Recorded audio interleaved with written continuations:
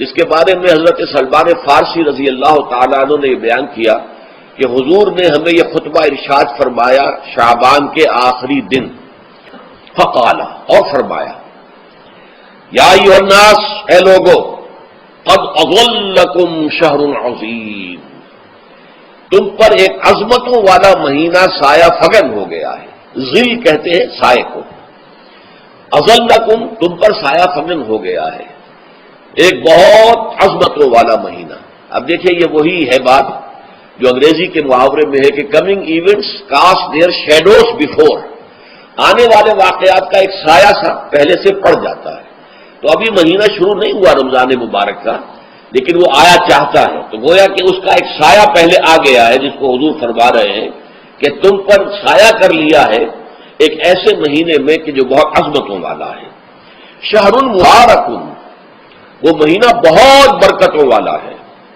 شہر فیہ لیلۃ خیر من الف شہر، یہ وہ مہینہ ہے کہ جس میں ایک رات وہ بھی ہے کہ جو 1000 مہینوں سے افضل ہے۔ اور یہ ظاہر بات ہے قرآن مجید کی صورت ہے مکمل، انا انزلناہ فی لیلۃ القدر وما ادراک ما لیلۃ القدر لیلۃ القدر خیر من الف شہر، اس کی طرف اشارہ ہے۔ اب اس کے بعد جو جملہ ہے جعل اللہ صیامہ فریضۃ، اللہ نے اس مہینے کا روزہ رکھنا فرض قرار دے دیا ہے۔ وہ قیام لیلہ، ایک تو قیام اللیل کے لفظ پر غور کیجیے، اور اس کی راتوں کے دوران کھڑے رہنے کو تطوعاً آزاد مرضی پر چھوڑ دیا ہے۔ کتب علیکم الصیام کما کتب علی الذین من قبلکم لعلکم تتقون، تاکہ تمہارے اندر تقوی پیدا ہو جائے۔ اب یہ ہے حکمت صوم کی پہلی آیت۔ تقوی کسے کہتے ہیں؟ بچنا۔ کس چیز سے بچنا؟ اللہ نے جو چیزیں حرام کی ان سے بچنا، اللہ کے احکام کو توڑنے سے بچنا۔ جب رمضان کا مہینہ وہ ہے کہ جس میں قرآن نازل کیا گیا، اب جو شخص بھی اس مہینے کو پائے اس پر لازم ہے کہ اس کے روزے رکھے۔ ہاں، من کان مریضا او علی سفر، جو شخص ہو مریض، بیمار ہو یا سفر پر ہو، فعدۃ من ایام اخر، تو وہ تعداد پوری کر لے دوسرے دنوں میں۔ یرید اللہ بکم اليسر ولا یرید بکم العسر، اللہ تمہارے ساتھ آسانی چاہتا ہے، سختی نہیں چاہتا۔ اچھا، روزے کا اس سے تعلق کیا ہے یہ سمجھ لیجیے۔ دیکھیے، ہمارے گناہوں کا سب سے بڑا سبب ہمارے نفسانی تقاضے ہیں۔ ہم ایک حیوان بھی ہیں، اور حیوان سے بڑھ کر بھی کچھ ہے، وہ میں بعد میں عرض کروں گا، لیکن حیوان تو ہے۔ جیسے ہر حیوان کو کچھ خوراک کی ضرورت ہے، ہمیں بھی ضرورت ہے۔ ہر حیوان کو بقائے نسل کا معاملہ جنسی ہے، وہ ہمارا بھی ہے۔ ہر حیوان کو کوئی نہ کوئی سر چھپانے کی جگہ چاہیے، کوئی گھونسلہ ہو، کوئی کھو ہو، کوئی بل ہو، کچھ بھی ہو، کچھ چاہیے آتے۔ اسی طریقے سے ہمارے سارے تقاضے ہیں۔ حیوانات کو بھی آرام چاہیے، ہمیں بھی آرام چاہیے۔ یہ حیوانی تقاضے جو ہیں، جن کو ہم کہیں گے اینیمل انسٹنکٹس، ہمارے وجود کے اندر ہیں یہ، اور ان کا تقاضا ہمارے اندر سے ابھرتا ہے۔ یہ جو کیفیت انسان کی ہے، اس کے لیے ایک مشق جو ہے وہ روزہ فراہم کرتا ہے۔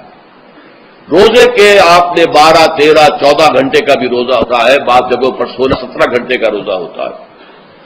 اس عرصے میں آپ اپنے نفس کو حلال چیزوں سے بھی روکے رکھتے ہیں۔ اس منہ گھوڑے کو، منہ زور گھوڑے کو جو ہے آپ اس کی لگام کس کر رکھتے ہیں کہ حلال بھی نہیں کھانے دے رہے۔ یہ پابندیاں نفس کے اوپر لگانا، یہ ایک مشق ہے، یہ ایک ریاضت ہے۔ اس ریاضت کا حاصل یہ ہونا چاہیے کہ انسان بقیہ 11 مہینوں میں اپنے آپ کو حرام سے تو بچائے نا۔ یہاں وہ حلال سے رکا ہوا ہے اللہ کے حکم سے، کہ حلال چیز بھی نہیں کھا رہا، دن بھر نہیں پی رہا، دن بھر نہیں اپنی کوئی شہوت پوری کر رہا، دن بھر حلال ذرائع سے بھی، تو اس سے اس کے اندر یہ ایک، اس کو ہم کہیں گے سیلف کنٹرول پیدا ہو جائے، اپنے نفس کو قابو میں کر لے۔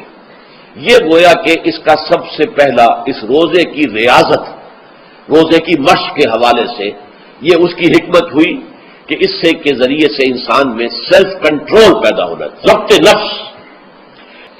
شہر رمضان الذی انزل فیہ القرآن ھدی للناس وبینات من الھدی والفرقان، یہ قرآن کیا ہے، کیا بنا کر نازل کیا گیا؟ یہ حال ہے یہ لوگوں کے لیے، پوری نوع انسانی کے لیے ہدایت ہے، اور یہ ہدایت بینات کی شکل میں آئی، واضح تعلیمات جن میں کوئی شک و شبے کی گنجائش نہیں، از خود روشن۔ بینہ اسے کہتے ہیں وہ شے جو از خود روشن ہو، جس کو ہم کہتے ہیں کہ آفتاب آمد، دلیل آفتاب۔ جب سورج طلوع ہو گیا تو اپنے وجود پر وہ خود دلیل ہے، اسے کسی اور دلیل سے ثابت کرنے کی ضرورت نہیں ہے، از خود واضح۔ تو بینات من الہدیٰ، جو قرآن کی بنیادی ہدایت ہے وہ بینات پر مشتمل ہے، واضح چیز ہے، جو انسان کے لیے، اس کی فطرت کے لیے جانی پہچانی چیزیں ہیں۔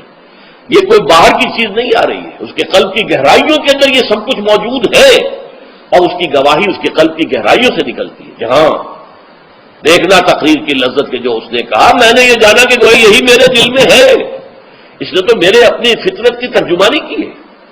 والفرقان، بینات من الہدیٰ والفرقان، یہ بینات کا اطلاق فرقان پر بھی ہو رہا ہے، حق و باطل کے اندر فرق کر دینے والی شے۔ بین صورت میں یہ حق ہے، یہ باطل ہے، یہ جائز ہے، یہ ناجائز ہے، یہ غلط ہے، یہ صحیح ہے۔ یہ ہے قرآن مجید کی عظمت کا بیان۔ ان رسول اللہ صلی اللہ علیہ وسلم قال، کہ اللہ کے رسول صلی اللہ علیہ وسلم نے فرمایا، الصیام والقرآن یشفعان للعبد، روزہ اور قرآن بندے کے حق میں شفاعت کریں گے۔ یقول الصیام، روزہ یہ عرض کرے گا اللہ کی جناب میں، اے رب پروردگار، انی منعتہ الطعام والشہوات بالنہار، میں نے تیرے اس بندے کو دن کے دوران کھانے پینے سے اور اپنی شہوت کا تقاضا پورا کرنے سے روکے رکھا، یہ میری وجہ سے روکا رہا، تو میری شفاعت اس کے حق میں قبول فرما، فشفعنی فیہ، میری شفاعت اس کے حق میں قبول فرما۔ ویقول القرآن، قرآن کیا کہے گا، منعہ النوم باللیل، میں نے اسے رات کے وقت سونے سے، نیند سے روکے رکھا، فشفعنی فیہ، تو اس کے حق میں میری شفاعت قبول فرما۔ حضور فرماتے ہیں فیشفعان، ان دونوں کی شفاعت قبول کی جائے گی۔ یہ ہے قیام اللیل۔ کہا یہ میرے لیے، الا الصوم فانہ لی، یہ میرے لیے، وانا اجزی بہ یا اجزا بہ، میں خود ہی اس کا بدلہ دوں گا یا خود ہی اس کی جزا ہوں، خود ہی اس کی جزا ہوں۔ اللہ کے اس بندے کا تعلق میرے ساتھ ایسا قائم ہو جائے گا کہ گویا کہ اسے میں مل گیا، اور میرا یہ مل جانا ہی در حقیقت انسانیت کی معراج ہے۔ اور دعا کے بارے میں جان لیجئے کہ حضور نے فرمایا الدعاء مخ العبادہ، دعا جو ہے عبادت کا اصل جوہر ہے، لب لباب ہے، اور یہ بھی کہا الدعاء هو العبادہ، دعا ہی اصل عبادت ہے، دعا ہی اصل عبادت، دعا جو ہے وہ روح ہے اس کی۔